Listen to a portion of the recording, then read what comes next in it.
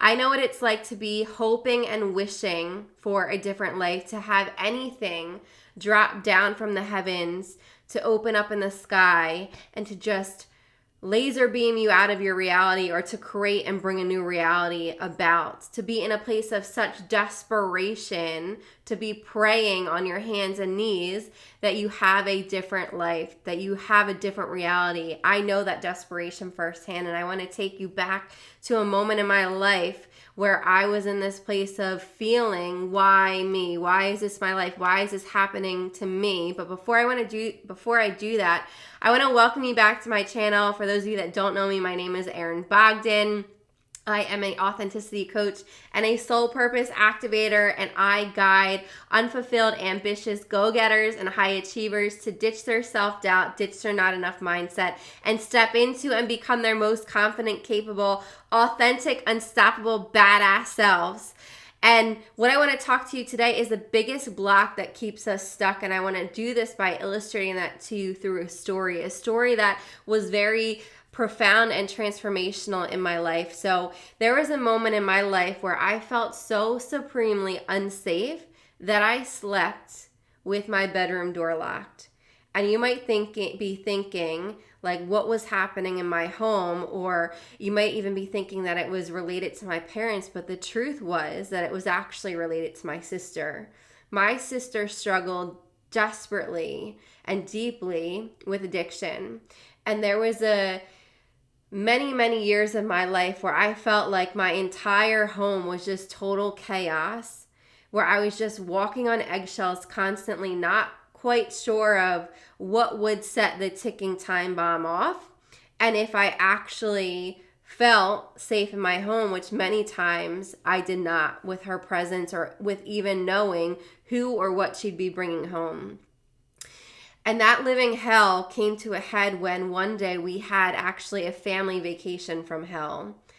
And in that moment, all these years of dealing with this for 8 to 10 years, no one knew what was happening inside our home. No one knew that she was struggling with addiction. And I felt like it was this deep, dark secret that I was carrying, that I was carrying this weight and this burden of feeling like I can't even share or express what's on my heart to express. I can't even let people in on what's really going on into my world. And I just felt so lonely and so isolated and alone. And I felt like this reality that I was living in, that so many people actually live in, I felt like the walls were closing in on me. I felt suffocated. I felt like a prisoner to my own home. I felt like I was in this living hell. And so when we actually had that family vacation from hell, thankfully that was the catalyst that got her the help that she needed. And through working with a local organization to get her that help, it was recommended to me that I go to Al-Anon, which is a support group for families and friends of alcoholics. Now, I had no desire to go because in those leading up to that, my mindset was, why me? Why is this happening to me? Why is this my life? Why do I need to go? Why do I need to be fixed? Why do I need to, learn how to cope, right? This reality that I'm living in, it's her fault. She's the problem. She's the reason why things are the way that they are. She's the reason why there's so much turmoil and chaos in our home between my parents and her and me. It's like she's the one that needs the fixing. She's the one that needs the help. And so I was just so frustrated and so angry that it was being recommended to me that I get help, that I get support, when I wasn't the problem. And instead, the place that I was living in was the place of being the victim. Why is this my life? Why is this me? Like, please just help me. Please save me. Please create a new reality for me. Please get me out of this living hell. But the truth of the matter was that in order to actually change and create change in my life, I needed to shift out of this place of being the victim. And it wasn't actually until walking into the rooms of Al-Anon that I was able to do that. And so as I reluctantly walked into those rooms of Al-Anon, I sat down at a seat in the meeting where I sat for the first 6 months, and I just wept and I just cried. And there was so much emotion that had come up of just years of suppressed shit that I had stuffed down, my sadness, my anger, my feelings. the sadness around this is my life even. And as I just allow those emotions to pour out of me, I realized something profound. Not only the people that were in those rooms understood me and got me, but as they shared their story, as they shared their inspiration, their hope, I witnessed something very different between them and me. I witnessed a peace and serenity that I had never seen before in my life. I witnessed that they had something that I so desperately wanted: freedom among the chaos, peace and happiness among the chaos. And the one thing that they had to do, or that they had learned to do, that I had to do, was I had to put down the alcoholic so I could pick up me. I had no idea who Erin really was at that point. I had been so busy living for other people, pleasing them, caretaking, being the perfect one, being the overachiever just to get love, validation, attention, and approval, that I had lost sight of who I was. I had no idea who Erin was, or what she wanted, or what she desired, or what she liked, or what she loved. And it was in that realization was I realized I have the power to create the life that I want. I have the power to create the happiness, the freedom, and the peace that I desire, but it starts with me. It starts with me taking responsibility for my life and shifting out of being the victim. It starts with me taking my power back and saying yes to me. And so the years following that, this was 2012, so the next 5 years following that was really a journey of me learning and discovering me. I started picking up things that lit my heart on fire, started getting exposure to Reiki and meditation and yoga, and getting back in touch with my love for crystals. And in that journey of self-discovery was all this huge energy, this shift of taking responsibility for my life and declaring that I don't want to be living in the reality that I'm living anymore. I actually want to create the change that I desire for my life. And so step number 1 to dealing with this block of getting the block that's keeping us stuck is actually taking responsibility for our life. It's understanding and knowing that we are here on this earth as humans to grow, learn, and evolve. And so the lessons that we are learning and we are experiencing isn't to suppress us, isn't to, keep us at a disadvantage. It's actually here to help us grow, evolve, and learn. And so that story that I share, while that may have been the worst experience of my life, my sister's addiction, it actually was also the best experience of my life. It was the best experience of my life because everything that I had experienced in that chaos and that dysfunction actually was the exact training grounds that I needed to be able to serve people in the way that I serve them today. The way that I learned to cope, to deal with that addiction and that a codependent, dysfunctional household was through people pleasing, caretaking, achieving, was through being perfect, was through being in my head, being analytical. Everything that I've worked these last 10 years to unwind and unravel through my own healing journey, my own healing experiences. And that's exactly the journey that I had to walk to be able to serve the audience, to serve the same people that are experiencing the same pain points that I went through in those years.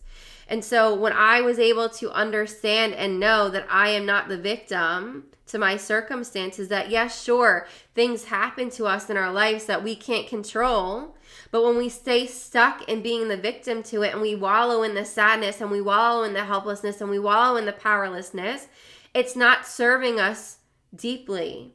What's actually serving us is to say, okay, this happened to me and now what? What am I going to do about it? How am I going to change? What was the lesson? What was the growth? What was the opportunity here? And taking the learning and the lesson and using that to grow and evolve your life forward, to take your power back and to move out of being powerless and to being powerful, being the truth of who you are. And so step 2 around shifting out of being the victim is to really decide that you want to change. If I hadn't decided that I wanted to change and I just wanted to be poor me, helpless me, look at my terrible life, look at this chaos, look at this hellhole, look at all this shit that I deal with on a daily basis, look at the manipulation, look at the lies, look at the the conflict, the arguing, look at me, look at me, look at me, feel bad for me, feel bad for me, feel bad for me, feel sorry for me. Sure, that's giving me some attention and getting me some love, but it's not serving me. And it's a lot easier to stay stuck there, to stay complacent there, to stay stuck in this place of wallowing and being the victim and being the martyr. But actually what creates change is deciding that you don't want to be the victim anymore, and deciding that you're ready to change, and deciding that you're going to take responsibility for your life. And it doesn't have to be something as dramatic as addiction. It could be something as simple, being in a toxic work environment. You can be in the same work environment for 10, 15, 20 years. And if you're just going through the motion, plugging and playing and being in the cog in the wheel and being the victim to, this is just my life, this is how it is, this is how things work, this is what I need to do to provide for my family, this is the reality. If you just want to fall prey and victim to your reality, it's a lot easier and safe and comfortable to just stay stuck and stay falling victim and prey to that reality. But when you decide, no, this is not the reality that I signed up for when I came here. This isn't what I signed up for in this life. What I signed up for was not feeling drained, exhausted, and depleted. What I signed up for was actually to feel alive and full of passion and full of excitement and feel lightness and excitement and joy and freedom and abundance. What I signed up for is to feel like, woo, I'm alive. If you sign up for that, you have to decide that you're going to change, that you're ready to change, that you want to change, that you don't want to stay in this reality anymore, that you don't want to just stay in this place of life happening to you, that it's time to change. You're being called, you're being invited to change. So step 2 is to decide that you want to change. And step number 3 is then once you decide that you're ready to change and that you want to change, you have to then, this is really, really important, you have to decide that you're worth it. You have to believe in yourself, believe that you're worth it, believe that you're deserving of it, believe that, if I had stayed stuck in well, this is supposed to be my life, I guess. I just was born into this crazy reality and this is just it for me, right? Had I stayed there, I'm settling. I'm settling for this life that's not feeling exciting inside of me. I was settling and shrinking myself into this box of what other people expected of me, of doing the corporate thing, being successful, doing all the things that I should be doing on the outside to look nice and pretty and like I have this perfect life, when I'm feeling deeply dissatisfied on the inside.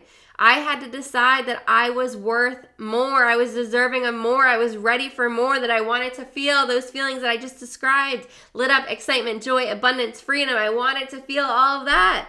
I had to have faith and trust and belief that I'm worth it and that I can do it and that I could bet on me. And I had to be able to say I'm worthy and deserving of it enough to be able to invest in me, right? And if you're struggling with self-trust and self-belief and self-faith, I did another video on how to cultivate trust in yourself. I'll drop it in here. But that's step 3, to decide that you're worthy of investing in, that you're worthy of saying yes to, that you're worthy of going after your heart's deepest desires, and that you deserve it, and that you have to be able to believe that it's possible for you too. And oftentimes, what's the next right step will reveal itself to you. And often it comes in the opportunity of you saying yes to you. That there's some pivotal moment that needs to happen in your life, that there comes a moment where you have to decide you're worthy enough to invest in, to say yes to make the leap of faith, to take the jump, to trust that you're being guided, to trust that you'll be supported, and to say, when I say yes to me, the universe, God, divine says yes to me, and I'm supported on this path, and that it will be revealed to me that I will be supported, that I will be abundant, that I will experience all these things that I desire to experience. And I'm not just speaking shit out of nowhere. This is my lived experience. When I said yes to me over and over and over and over again, at moments where it was scary as hell to say yes to me and invest in me, and I transcended that fear and I tapped into the deeper desire for what I wanted for my life, I was supported. And on the other side of that were breakthroughs. And on the other side of those breakthroughs was the life that I love, that I'm passionate about, that I'm living every single day. But you have to be willing to say yes to you, to shift out of your present reality, to transcend your fear, to have the courage to know that on the other side of what your deepest, darkest fear is also your greatest breakthrough. And so I want to leave you with these three, to synergize this, to sum this up, the three takeaways from this conversation is, number one, to shift out of the victim, you have to know that you aren't the victim, that every experience is happening for you and not to you. And that doesn't discount bad things that happen. Obviously, in this world, there are many bad things that happen. And yes, you have to acknowledge that pain and acknowledge the hurt and acknowledge the sadness and acknowledge the anger and acknowledge the resentment. But that doesn't mean you have to let that moment in time define you, and you don't have to stay stuck there. You get to decide that you're worthy and deserving of more. So that's step 3. And you have to decide, number 2, that you want to change, that you're ready to change, that you're not going to let this reality define you. You know, I think of so many inspirational stories of people that have experienced trauma in their life. And it's like the people that are often meant for really big purposes here are ones that have suffered the most, because in that suffering, they transcend the suffering and they come out as the hero. They come out as the victor. They're no longer the victim. They shift into being the victor, and they share that message with the world. You know, you were born to create change. You were born for greatness. This experience doesn't define you. Don't trick yourself to believing that this is your life. This is the life you were born into. This is all that was meant. You were meant for. No, bullshit. You were meant for so much more. But you can't create what you desire. You can't move into creating that new reality until you first, number 1, take responsibility for your life. You have to take responsibility for your life. So let this be your wake-up call. Let this be your wake-up call.